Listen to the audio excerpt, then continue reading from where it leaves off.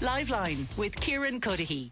Our WhatsApp number here on Liveline is 087 484 8888, and Conor Devlin is on the line. He's the co-host of the Eurovision podcast. Conor, how do you feel about the fact that Ireland will not be competing in the Eurovision this year? Hi, Kieran. Yeah, it's something that we kind of foreseen for the last few months now, since RT released that initial statement saying they wouldn't be participating if Israel were permitted to do so. And it all came to a head yesterday with that big vote in Geneva. So not too surprised, but look, disappointed to see Ireland pull out, but I think it's for the right reasons and the right stance from RTE and other broadcasters. Do you think it could have been handled differently yesterday?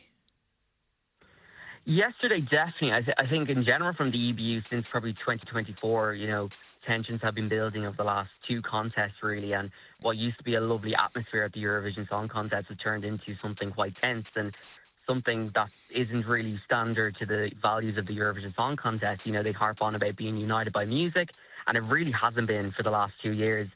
Yesterday, the vote itself, I think a lot of broadcasters were hoping to have an individual vote on Israel's participation. The EBU not secretly, but kind of put it together with another vote on new voting implementations that they're going to be bringing in. And a lot of broadcasters would say they're happy with those decisions, but by voting for them, it cancelled any vote on Israel. So it would have been interesting to see if they had separated the two votes, would we be in the same position we are today? So, I mean, how worried are the EBU going to be today about the prospect of this boycott? It's not the first boycott. There have been boycotts in the past. I think, Georgia didn't compete with Turkey, didn't compete. There's other examples. But, Ireland in terms of previous victories is a relative heavyweight. The Netherlands maybe too. Spain, from a financial point of view, is a heavyweight. Mm-hmm. Yeah, for sure.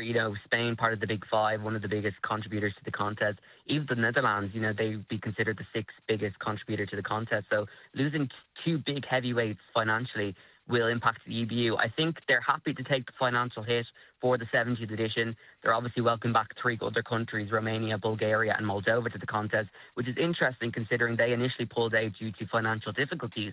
So we'll have to wait and see if there's any financial incentive for them to come back. But I feel like they're taking the hit this year. 2027, we'll wait and see. But to lose Spain and the Netherlands, and even with Ireland, the rich history of it in itself. We've only not participated twice before. 1983 was because of an RT strike, so there wasn't any resources. And in 2002, but that was down to the rules. You were relegated if you came in the bottom five. So, by choice, this is technically the first time we've not decided to go to Eurovision. So how much of this was about the rules and regulations and how countries qualify? How much of it was actually just about politics, the geopolitical issues within Europe? Yeah, I think it depends on broadcaster. RT obviously referenced, what's going on in Gaza in their statement. Avrotros, the Dutch broadcaster, did a similar thing. So I think it does, play a big part. But also as well, I think if you discount what's going on in the Middle East, Israel have been, accused of vote manipulation over the last two contests. The Dutch broadcaster referenced that in their statement. Clearly something was up that the EBU went to the length of initially defending their voting system to now implementing all these new changes that they're bringing in. So clearly there was something up. If they felt, they could stand behind that voting system, nothing would have changed. So, we'll wait to see what happens. But I think there clearly was something up with the voting. And it's not, I mentioned, so the Netherlands, Spain, ourselves. Any Slovenia. word yet from? There's a couple of other countries. Is it the Belgians and the Icelandic delegation as well? Yeah, Belgium confirmed earlier this morning. So it's a complicated situation. They have two broadcasters, so they swap each year. So the broadcaster that would take over next year said they'd review the situation and would unlikely participate this year.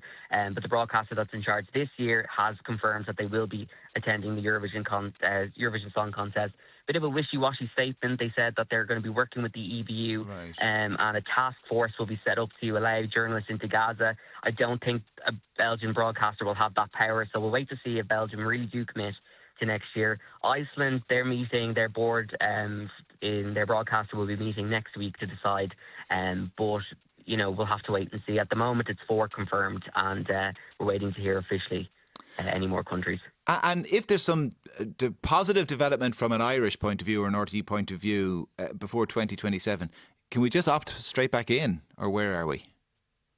I believe so. There's been no indication that there's any, sanctions getting, put against us if we're banned for a few years. I think it's an open choice not to participate. Martin Green, who's the director of the Eurovision Song Contest, said earlier today that hopefully he'll see the countries who are deciding not to participate this year back in 2027.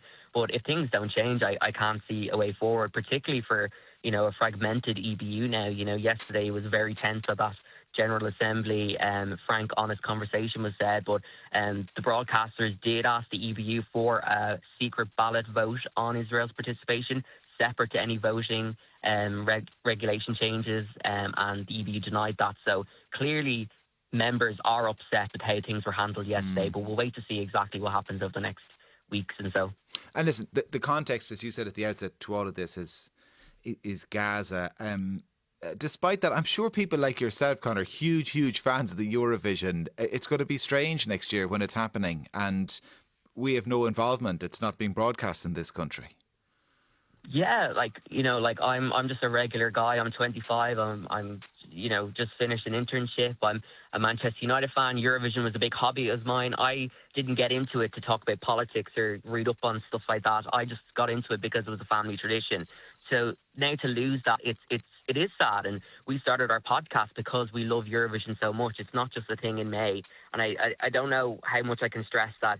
The community with Eurovision is massive. I have friends all over the world who are big fans, and it's sad, but we have a great support system at the moment because we all feel the same and feel like it's the right thing to do, to be pulling out. But it's going to be a difficult few months. I think the last two contests have really been hard to support and hard to talk about it.